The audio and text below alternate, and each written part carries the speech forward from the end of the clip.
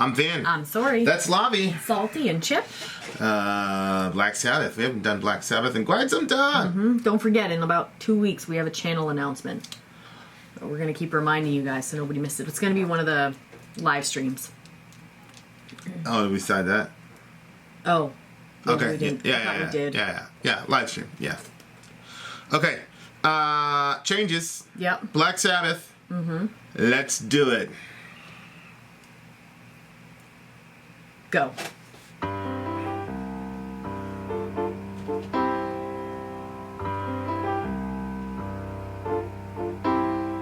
I feel unhappy. I feel so sad. I've lost the best friend that I ever had. She was my woman. I love her so. But it's too late now. I've let her go.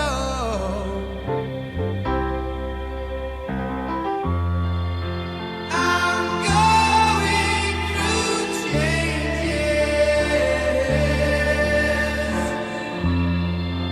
I'm going through changes.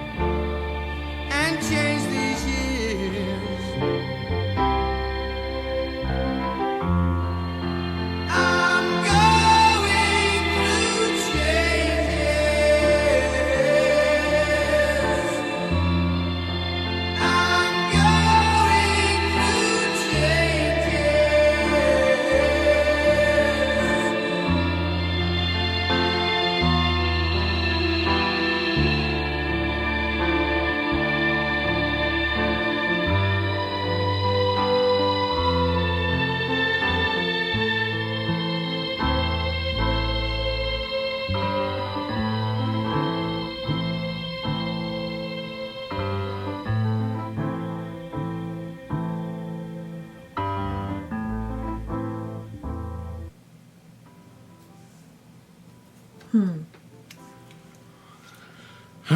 like that one. It's a very relaxing song. At the beginning, it sounded happy, like we were going into Mr. Rogers' world. And then Not a happy song. the lyrics started, and I was like, yo, this is like the song like that I would picture, like, I've never been to a bar, but like what I would picture, like, you know, like how they'll have those scenes where like you're like, there's only like two people in this lonely looking bar, and the guy's got his, you know, and the song is playing. Like this would be like one of those songs. Mm-hmm. Doesn't it seem like the perfect, like, I don't know, but beautifully done, especially the I'm going through changes part. Yeah, this is the first Sabbath song where I really felt like Ozzy was singing. Like, Beautiful. I because loved it. they replaced him with Dio, I guess, but he was doing really good here as far as like vocally speaking. Yeah. This was really good. I could listen to more of his songs for sure. Are you sure it's Ozzy? That's not what I picture him to sound like. Yeah, that's Ozzy. That's wild. Well, that's sad. What? It's just a song. It was sad. Yeah. But you know what I liked about it? It was sad, but it didn't have like this I'm gonna go kill myself sound to it. It sounded like I'm going through changes, like, you know, it's hard, it's sad, but like the world doesn't end here. It doesn't, you know? It's a very healthy song. Mm-hmm. Very emotionally healthy. Like understanding that, you know, the relationship's over. Yep. You know, he lost a friend, but some of that has to do with the evil of the world. Some of it has to do with people change, man. Yeah. You know, it's like that's a major thing. Yeah. Is like how to find the sort of, you know, logos in your relationship that keeps it while you're changing. Mm-hmm.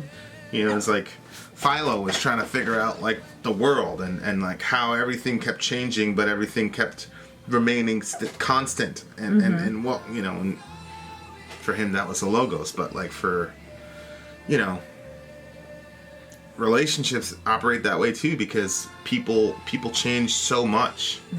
You know, like you've changed a lot in 2-3 years. Oh my word. I've Yeah. pretty much stayed the same, I think. Yeah. I've changed a lot. It's weird because you're more comfortable with my change than I am. Well, I've grown up around people changing all over the place, you know. So I'm unrecognizable to my old self.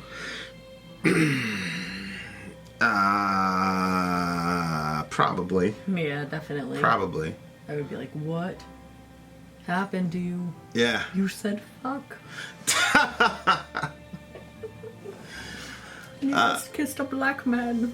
You racist bastard. But yeah, I a lot of relationships don't really survive. I mean, actually, that was one of the things that ended my previous relationship, was that I changed very drastically, very quickly. For a good reason. Yeah, you had kids on the way. Yeah, whatever the reason, I changed very drastically and very quickly, and the other person was just like, that was pretty much the end of it. Because, you know, and you hear that all the time in relationships. People go, this is not the person that I married her. Who are you? I don't even know who you are anymore. All this dramatic shit. It's like, come on. Like, did you expect the person from year 1 to year 5 to be the exact same person? Yeah, I thought people basically stayed the same.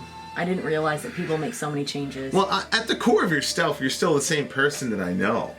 Like, you're still the same person at the core. It's just, the thing is, human beings are so complex that there's like 58 versions of them. Yeah. Like, we had this conversation about like your real self and all that. Yeah. Like, people have different versions of themselves that you know, as you go on through life, you embody certain versions depending on what the circumstances. It doesn't mean you're not being genuine. Yeah. You know, and a lot of times, like, you have that person inside of you, but it takes external situations to draw that out. Yeah. And then what happens is the other person, like, I want version X. Well, version Y is still me. It's just me reacting to a certain circumstance, but they don't want that. They want one specific version of a person. You know, and that's, you know, like you when you have Bacardi. me and the other right. You like Bacardi Vin, yeah. You love Bacardi Vin. But I was talking to the other it was kind of funny. Like, we did a post-mortem on our relationship like a year or two ago. And long story short, it just came down to once I found out we were pregnant. He's talking about him and his ex. You said we, so it sounded like... Once I found out, this is, over a decade ago, because Dorian's, 13 now, 12 now. Once we found out we were pregnant, I went from this, crazy, no guidance type of, whatever, to like extremely, I became an adult overnight. I became a man overnight, like literally overnight. Like I woke up the next day, once I found out that we were pregnant, I woke up the next day and started getting my license and got a job. Well, I already had a job, but like started taking the job very, very seriously. Yeah. And like, that was, a month later, it was all this, I don't know who you are anymore, blah, blah, blah, discussion. And I was like, I'm still the same person, but I'm a father now. You're so extreme. Like... What do you mean? You do anything, you do it on 10. So, it's true. It's true. Like, if I don't feel good and you're taking care of me, it's on 10. Like... But that's the thing, it's like, that's me. So it's like, Vin is extreme. It's just that you're gonna get extreme... Yeah. Well, Vin sometimes it works good, and sometimes it's like, Yeah, but babe, it's 2:30 in the morning. You're still working. Yeah. Like that's extreme Vin. Like, you've got 2 jobs, and you've got, Yeah, I mean, I don't really look at that as extreme, but yeah, I mean, I think most the rest people, of the world will understand. He goes to bed at like 7 a.m. sometimes, and wakes up at 11 a.m. I think that you were asleep, so. I'm still trying to figure out why you care what I'm doing when you're asleep. Because I sense your absence even when I'm sleeping. Yeah. It's like literally I 4 know. feet away. But like when your body is in the bed and I snuggle up against your body, it's like, it's perfect. It's like a sedative. It's all comfy. Well, yeah, and you're sedate. And then I go, shit, there's that report, or there's that this, or there's that. So I go and... sleeping. Yeah. The bed moves on. It doesn't... You're leaving! And then, it's as soon as you hear the typing on the keyboard, you're like, man, what are you doing? It really is it that? Yeah, as soon as you hear the typing, that's it. Couldn't be. You last night, or this morning, whatever it was, all of a sudden, I was like asleep, and then all of a sudden you put this big, loud, one long metal thing on. I'm like, the fuck? I'm like, I woke up, I'm like, what? That's not true. It wasn't some metal. What are you talking about? What Metal was it? thing? I don't know. It was like all of a sudden I asked you, I was like, can you please turn that down? Like, I was so, like, feeling so sick, and you're like... It wasn't a metal thing. What was it? It was, it wasn't this. An explication of the Hebrew word nakash in... No, it was like loud sound music stuff. Yeah, there was a soundtrack on the back, but that's what it was. It was, anyway, looking at nakash. It was a really cool story. With the winged serpents and stuff like that in Egypt, and Isaiah's friend, and... whatever, and there was like an Egyptian trade during Isaiah's time, so the seraphim that he saw in Isaiah 6 were basically winged snakes, basically, cobras, which you would see guarding Pharaoh's, throne, and then, there's a little coin of two snakes guarding Yahweh's throne, and all this, whatever. Do you think there's any correlation between that and the snake that was on the thing that they had to look at? Yeah, it was called, it's the same word. It's the same Hebrew word for the snake that was on the thingy in the snake set. No, I never understood that story. It's always very weird to me. Yeah, so it's very, very interesting. Those serpents were originally good, and then there was one that like just went off the thingy. So anyway, interesting story. But yeah, like people, that's the thing is like when in relationships, when people change, like people feel like there's some sort of violation of contract or something. Like I don't expect you to be the exact same way you are now 2 years from now. Right. I expect a different version of you to come out. Like the core of you is still the same, but there's going to be a different version of you that's reacting to different circumstances. Like if that's very true. And so it's like, but a lot of relationships die for that reason. Like people just can't pivot, or if you don't change if you don't change simultaneously, it's hard. People can't make it through. I think you're basically the same, like, the whole time that I've known you. Yeah, well, a lot of the major changes that I've made happened before we got together. You know what I mean? Like, going from a person, like, who loved and indulged in violence and put myself in situations where there'd always be violence. And saying, okay, that's out of my system. You know, there are certain things that I wanted to do in life that if I didn't do them, I would like hate myself for the rest of my life. So like I got all that stuff out of my system. And then, you know, maturing and being like, okay, I gotta take care of family and all this. Like, you know, I got that figured out. So there's a lot of things that I've, you know, the stuff that we were doing downtown, like I had to get that out of my system. So, you know, like... Did you ever want to do a YouTube channel? No. I wanted to do a YouTube channel. No. Me neither. That was never on my list. It's a very interesting experience. So, like... Thank you for this experience. Yeah. So, like, you know, it's, yeah, so the way that I am now is... Yeah. Is, you've gotten, I don't know. Who knows? Retired, Vin? Well, you know, maybe you'd have been more excited, you know, 5 years ago if I said, hey, da-da-da-da-da, I'm doing this, and that. You might have been excited, or you might have said, well, we're not going to work. Yeah. You spend too much time away from home, and I don't know if you're going to come back, so... Yeah. I'm not really good with stuff like that. Yeah, you're not really good with stuff like that. No, I'm not at all. Not at all! At all! I can still hear her last goodbyes. Yeah, that part I was a little bit confused. It said it took so long to realize. I can still hear her last goodbyes. I don't... Well, a lot of those relationships are over before they what? I'm confused. I'm just waiting for your... Well, I just think a lot of those relationships are over before they're actually over. And people are just trying to, like, basically, like, you know, keep the thing on life support. And I can still see... Oh, I thought there was a correlation between the two. He's just saying it took a really long time to realize the relationship was over. And also, I mean, I can still, to this moment, hear her last goodbyes. Yeah, I mean, that's a tough moment, man. It's a very, very difficult moment, you know, so... I think, you know, I've been pretty, you know... Because I've never hidden from you, like, it was a sad situation, that, you know, the previous relationship, and you know, it sucks. You know, it sucks when something that you've invested a lot of yourself into is actually like, oh, okay, this is over, that's it. You know?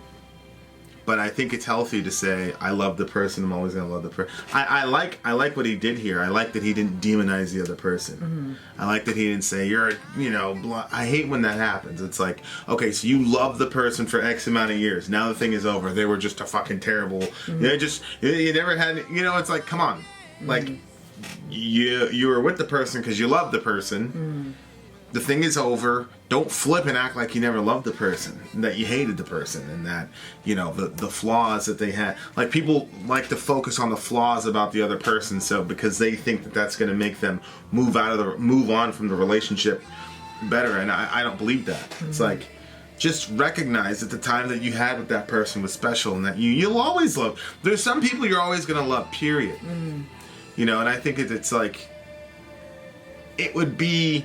You know, I've talked, you know, we've had those conversations where I'd be like, I would be worried about you if you didn't love the other person still. Like, how can you spend all that time and have all those memories and then immediately, like, not love a person?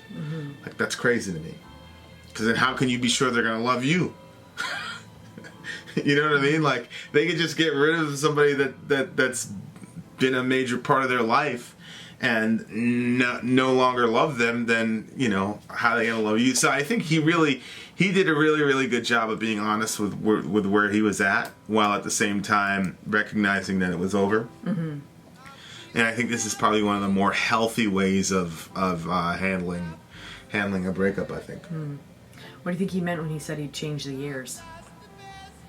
All the things that went bad that ended their relationship, I'm assuming. So he would want the relationship to still be going on,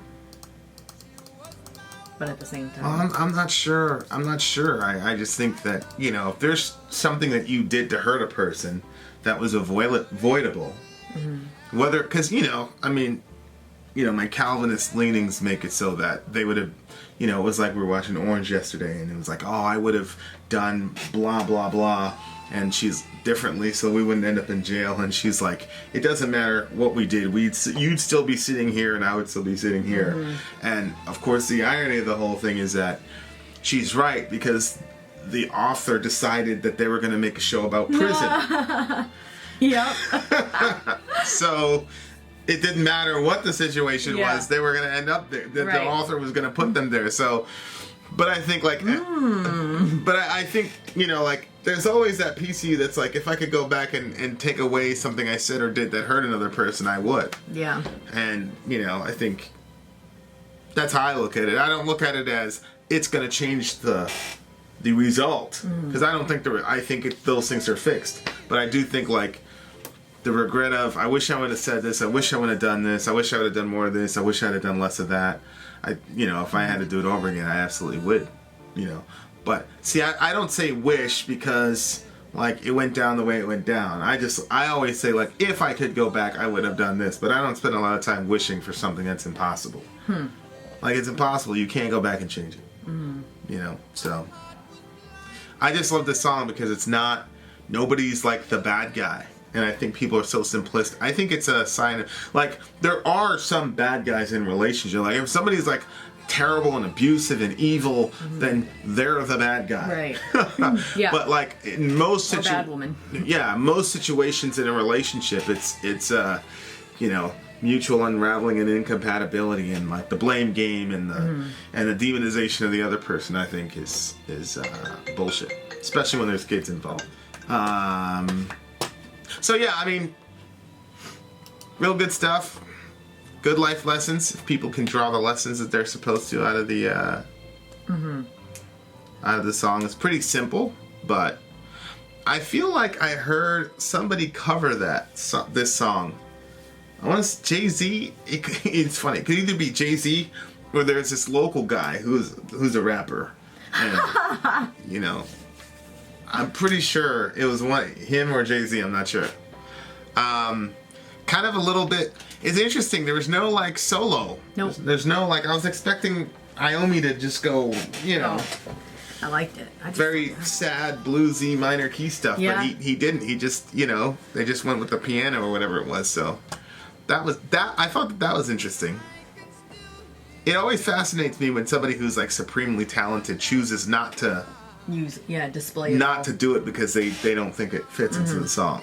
I think that's so I would have liked to have heard a solo, but I at the same time I'm like I don't know if that was the right call, because honestly the song wasn't that long. I mean, how long was it? It's like 4.5 minutes. Yeah, but it felt like long, not as like miserable long, but it just felt long because it was very slow moving and stuff like that. So I think a solo would have dragged it out too much. My opinion, but well, I don't know if a solo would have dragged it out too much, because you can still play a solo over the whatever. But yeah, interesting song. What do you give it? Probably a 9. Yeah, I felt like it got bogged down a little bit, but because of the content of the song, and I'm pretty sure that chorus is a classic chorus. Gets a 9.3 from me. 9.3. Good song. I'll go with you on it. 9.3. Solid 9.3. Yep. Solid. Learn the lesson of the song. Vin out. Sori out. Gone. Oh, I was going to do this, but I don't know why. They do that thing we do. Okay. Bye-bye. I feel so sad. I've lost the best friend that I ever had. She was my